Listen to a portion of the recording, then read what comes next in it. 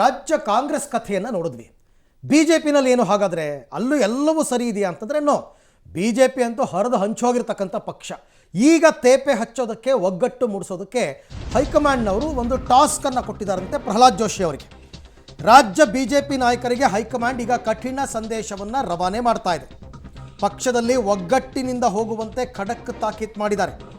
ಭಿನ್ನಮತಕ್ಕೆ break ಹಾಕೋದಕ್ಕೆ Pralhad ಜೋಶಿಗೆ task ಕೊಟ್ಟಿದ್ದಾರಂತೆ. ಯಾರ್ಯಾರು ಮಾತು ಕೇಳ್ತಿಲ್ಲ ಅವ್ರು ಲಿಸ್ಟ್ ಮಾಡಿ ಕಳಿಸಿರಿ ಅಂತ ಹೈಕಮಾಂಡ್.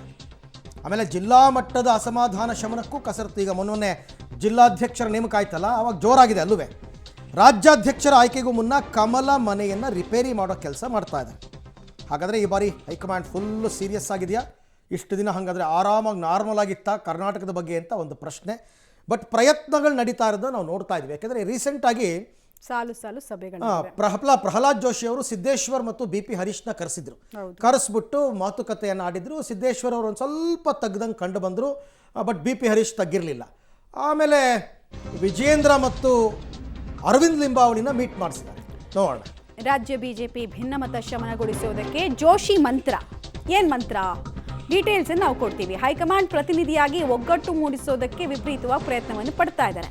ಮೊದಲ ಹಂತವಾಗಿ ನಿನ್ನೆ ಬಿಜೆಪಿ ಮುಂಚೂಣಿ ನಾಯಕರ ಜೊತೆಗೆ ಚರ್ಚೆಯನ್ನು ನಡೆಸಿದ್ದಾರೆ. ಮುಂದಿನ ವಾರ ಉಳಿದ ನಾಯಕರ ಜೊತೆಗೂ ಕೂಡ ಈ ಸಭೆಯನ್ನು ನಡೆಸೋದಕ್ಕೆ ತೀರ್ಮಾನಗಳನ್ನು ಕೈಗೊಳ್ತಾ ಇದ್ದಾರಂತೆ.